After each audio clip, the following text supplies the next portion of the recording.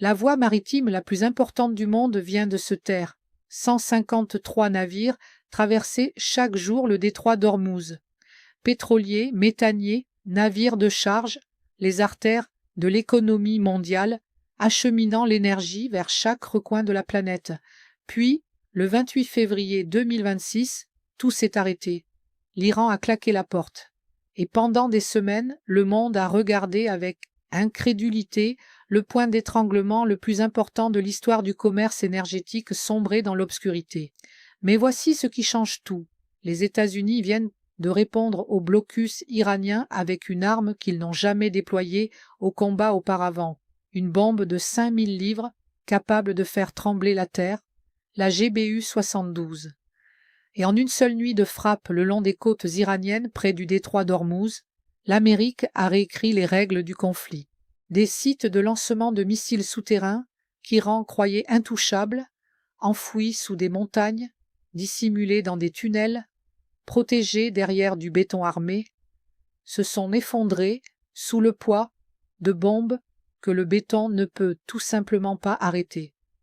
Nous allons décortiquer exactement ce qui s'est passé, ce qu'est précisément la GBU-72 et pourquoi elle est si révolutionnaire, ce que cela signifie pour la capacité de l'Iran à contrôler le détroit et ce qui vient ensuite dans un conflit qui ébranle les fondements de l'économie mondiale.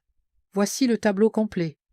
Et si c'est le genre d'analyse approfondie dont vous avez besoin, abonnez-vous dès maintenant à WN Decrypt, car nous couvrons chaque développement majeur de ce conflit au fur et à mesure qu'il se déroule.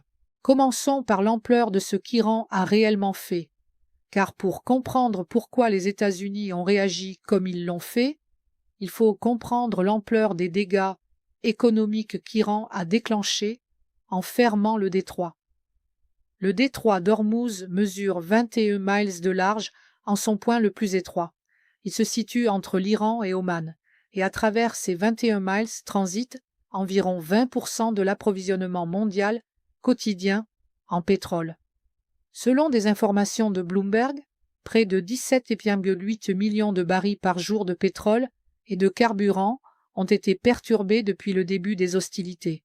Pour replacer cela en perspective, c'est plus de pétrole que la production totale combinée de la Russie et de l'Arabie saoudite n'importe quel jour donné.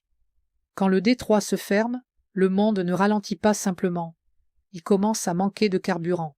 Avant le début de la guerre, le 28 février, environ 138 navires transitaient chaque jour par le détroit d'Ormuz, selon les données de l'organisation de surveillance United Against Nuclear Iran. Dans les jours qui ont suivi les premières attaques iraniennes contre la navigation, ce nombre s'est effondré. Début mars, le trafic des pétroliers avait chuté d'environ 70%, avec plus de 150 navires mouillant à l'extérieur du détroit, refusant de risquer la traversée. Peu après, le nombre de transits quotidiens est tombé à un chiffre. L'autoroute énergétique mondiale avait été réduite à un chemin de terre.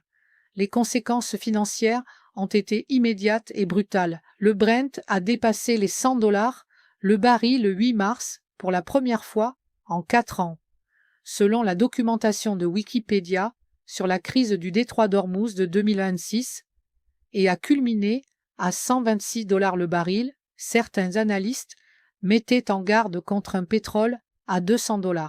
Le corps des gardiens de la révolution islamique d'Iran a rendu ses intentions explicites. Un porte-parole des IRGC a déclaré que tout navire lié aux États-Unis, à Israël ou à leurs alliés sera considéré comme une cible légitime, ajoutant « Vous ne pourrez pas faire baisser artificiellement le prix du pétrole.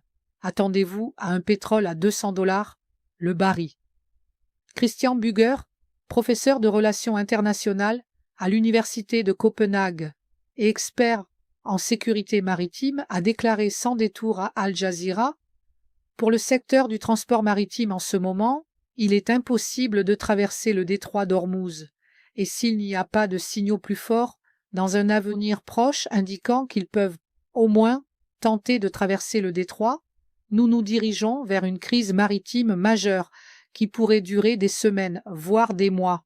L'Agence internationale de l'énergie a réagi en annonçant une libération coordonnée de 400 millions de barils à partir des réserves d'urgence, la plus grande libération de réserves stratégiques de l'histoire. Les États-Unis ont temporairement levé les sanctions sur une partie du pétrole russe et iranien pour donner un peu d'air au marché. Rien de tout cela n'a suffi. Il n'existe, comme l'ont rapporté sans embâge des analystes de Bloomberg, aucun substitut à la réouverture du détroit. Et c'est là qu'intervient ce que les États-Unis ont fait la nuit du 17 mars. Le commandement central américain, connu sous le nom de CENTCOM, a publié un communiqué sur X à environ 23h UTC.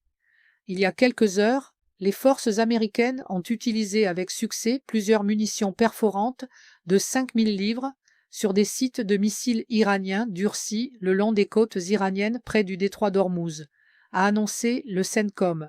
Les missiles de croisière anti-navires iraniens dans ces sites représentaient un risque pour la navigation internationale dans le détroit. Phrase courte. Langage simple. Mais derrière ces mots se cache l'une des frappes militaires les plus significatives de l'ensemble du conflit. La stratégie de l'Iran pour contrôler le détroit d'Ormuz repose sur plusieurs couches de menaces. Des bateaux rapides, essentiellement des vedettes armées de missiles rasant la surface qui surgissent et disparaissent dans la voie navigable, harcelant et attaquant les navires marchands à courte portée, des drones, des mines navales et, plus dangereuse de toutes, une vaste arsenal de missiles, de croisières anti-navires, montés sur des lanceurs mobiles et dissimulés dans des bunkers durcis, creusés dans la côte montagneuse qui surplombe l'ensemble du détroit. C'est cette dernière menace, les missiles, qui représente le problème à long terme le plus dangereux pour toute navigation, tentant la traversée d'Ormuz. L'arsenal iranien comprend les missiles anti-navires Ghadir et Qadar, des armes à mobilité routière dont les portées varient de 12 à 186 miles, offrant à l'Iran une couverture de l'ensemble de la voie navigable d'une côte à l'autre. Il y a également l'Abu Mahdi, un missile de croisière avec une portée allant jusqu'à 621 miles, étendant la portée de l'Iran bien au-delà du détroit lui-même. Ajoutez à cela les missiles balistiques anti-navires Hormuz 2 et Gulf, tous deux avec des portées de 186 miles et des systèmes de guidage de précision par satellite conçus pour frapper des navires en mouvement, et vous commencez à comprendre pourquoi l'Iran croyait pouvoir tenir le détroit indéfiniment. Mais voici la vulnérabilité de l'Iran. Et les États-Unis l'ont trouvée. Ces lanceurs à mobilité routière doivent bien venir de quelque part. Ils sont entreposés dans des tunnels et des bunkers durcis, enfouis dans la chaîne montagneuse du Zagros, qui court parallèlement à la côte du golfe Persique. Quand l'Iran veut tirer un missile, il fait sortir un lanceur d'un tunnel, tire et se retire à nouveau sous terre. Les frappes aériennes classiques, même avec des bombes de précision de 2000 livres, ne peuvent pas atteindre ces installations. La roche et le béton armé au-dessus sont tout simplement trop épais. Les États-Unis avaient besoin d'un autre type d'arme, et ils en avaient une de prête. La GBU-72B Advanced 5K Penetrator est, en termes simples, une bombe spécifiquement construite pour faire ce qu'aucune arme standard ne peut faire, survivre au passage à travers des mètres de roches et de béton avant de détonner profondément à l'intérieur d'une structure.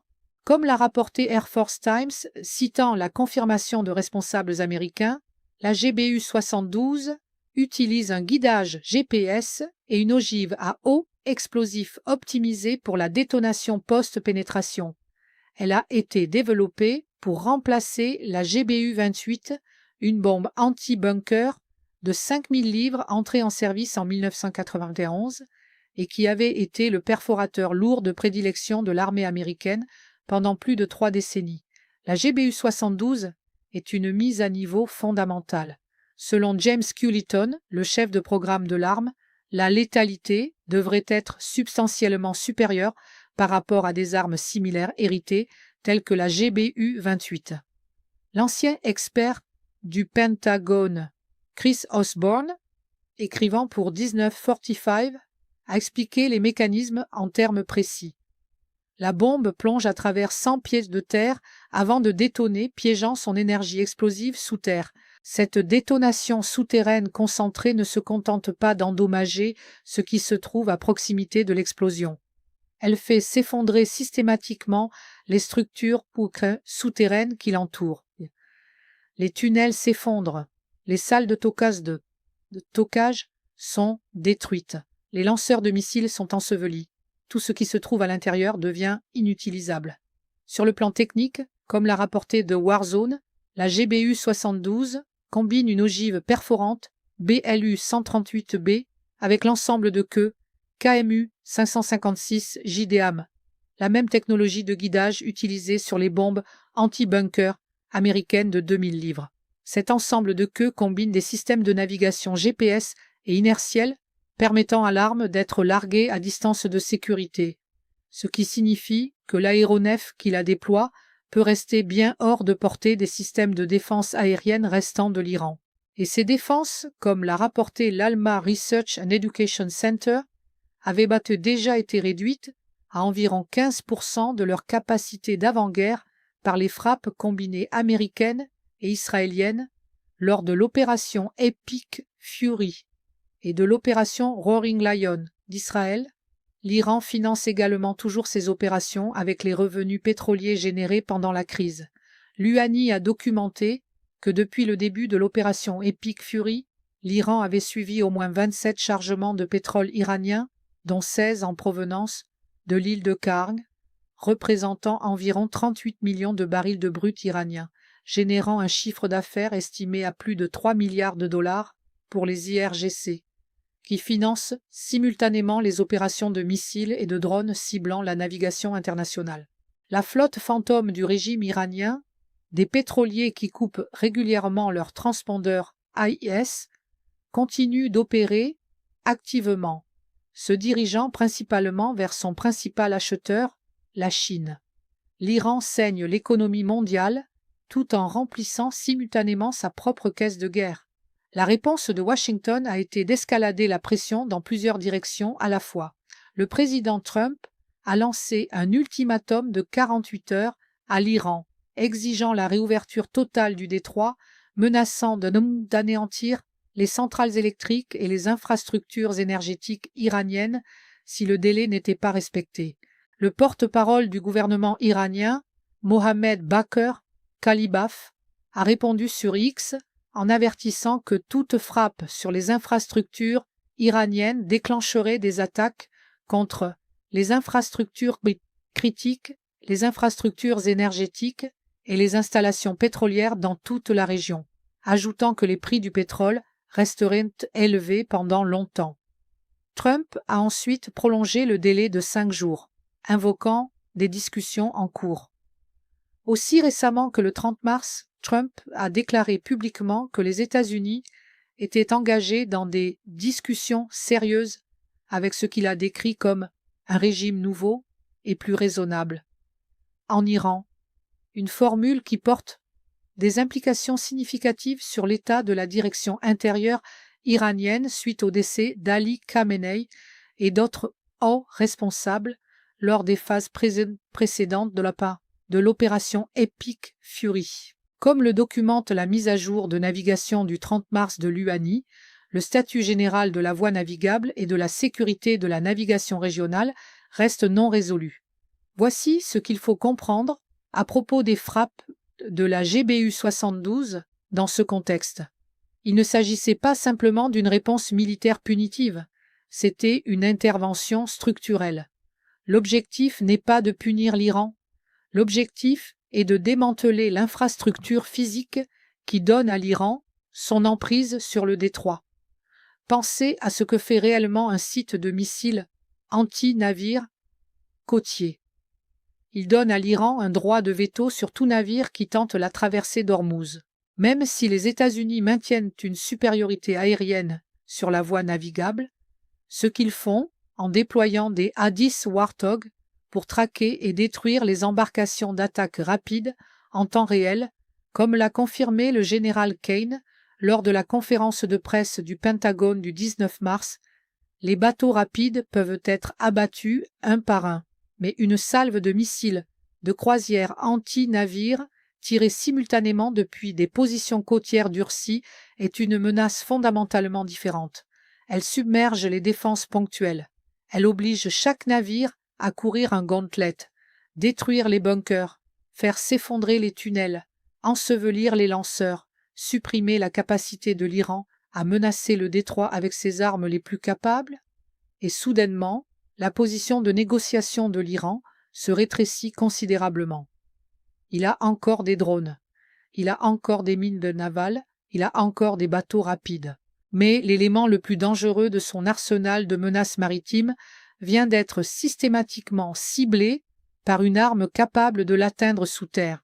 L'amiral Cooper a déclaré que les États-Unis restaient totalement concentrés sur le démantèlement de la menace iranienne contre la liberté du commerce dans le détroit d'Ormuz. Les B-1B Lancers restent stationnés à la RAF Fairford. Des actifs de renseignement survolent la zone, identifiant des infrastructures de missiles supplémentaires. Comme l'a rapporté Air and Space Forces Magazine, des responsables ont suggéré qu'une nouvelle intensification des frappes sur des cibles iraniennes le long du détroit d'Ormuz, y compris des sites profondément enfouis et durcis qui pourraient nécessiter l'utilisation de GBU-72B, pourrait maintenant être à l'horizon. La première salve a été tirée, la deuxième est peut-être déjà chargée, et il y a une autre dimension à tout cela qui mérite attention, et qui ne reçoit pas la couverture qu'elle mérite. L'Ukraine, les drones, l'autre vulnérabilité de l'Iran dans le détroit. L'Iran a utilisé des drones de manière intensive dans son harcèlement de la navigation et dans ses opérations militaires plus larges tout au long du conflit. Mais l'Ukraine, un pays qui combat des essaims de drones russes depuis des années et a développé certaines des technologies de contre-drones et de drones intercepteurs les plus sophistiquées au monde, aurait offert son expertise et ses capacités à ses partenaires américains et des États du Golfe dans ce conflit. C'est l'un des développements stratégiques les plus inattendus de l'opération Epic Fury. Une nation européenne se battant dans une guerre séparée à l'autre bout du monde, prêtant son expérience de la guerre de drones pour aider à neutraliser la campagne de drones iranienne dans le Golfe Persique. Le conflit dans le détroit d'Ormuz n'est pas seulement une question de pétrole. Il ne s'agit pas seulement de missiles, de bombes anti-bunker et de bateaux rapides. Il s'agit de savoir si une puissance régionale peut prendre l'économie mondiale en otage. Si la géographie d'un canal large de 21 miles peut être transformée en arme de coercition économique, si des installations souterraines durcies peuvent isoler en permanence un régime des conséquences de ces actes. Le déploiement de la GBU-72 le 17 mars était la réponse de l'Amérique à ces questions. Le béton et la roche ne sont plus une garantie. La distance par rapport à la surface n'est plus synonyme de sécurité. La physique de la pénétration a changé. Neil Crosby, directeur de la recherche sur le pétrole chez le cabinet d'analyse énergétique Sparta, a capturé l'hypothèse dominante qui vient d'être brisée quand il a déclaré au New York Times « La ligne classique de tout le monde, y compris moi-même, jusqu'à présent, a toujours été « c'est trop grand pour échouer, ça ne fermera jamais. Les puissances navales occidentales ou alliées ne permettront jamais que cela se produise. » C'est arrivé, c'est encore en train de se produire. Et les États-Unis utilisent maintenant la technologie anti-bunker la plus avancée de leur arsenal pour commencer à défaire cette réalité. Un site de lancement enfoui à la fois. Au 30 mars, les pourparlers de Trump avec la direction iranienne sont décrits comme en cours. Le délai prolongé court jusqu'au 6 avril. Les prix du pétrole restent proches de $100 le baril. Le trafic maritime à travers le détroit reste une fraction des niveaux normaux. La flotte fantôme des IRGC continue d'acheminer le brut iranien vers l'est en direction de la Chine. Et les B-1B Lancers sont stationnés à la RAF Fairford, entièrement chargés, prêts à effectuer un autre aller-retour de 5281 miles à tout moment. La GBU 72 n'est pas le dernier mot dans ce conflit. C'est le début d'une nouvelle phase dans laquelle les arsenaux souterrains de l'Iran ne sont plus en sécurité, dans laquelle le coût du maintien de la fermeture du détroit vient d'augmenter considérablement et dans laquelle le monde observe pour voir si la pression militaire ou le compromis diplomatique apportera ce dont l'économie mondiale a désespérément besoin. Un détroit rouvert, le libre passage et des prix du pétrole qui ne menacent pas de déclencher une récession mondiale. Cette histoire n'est pas terminée. Loin de là. Restez avec WN Decrypt pour chaque développement au fur et à mesure qu'il se produit. Abonnez-vous à la chaîne, activez les notifications et assurez-vous de faire partie de la communauté qui bénéficie de l'analyse complète. Pas seulement des titres. Abonnez-vous maintenant car le prochain chapitre de ce conflit est déjà en train de s'écrire.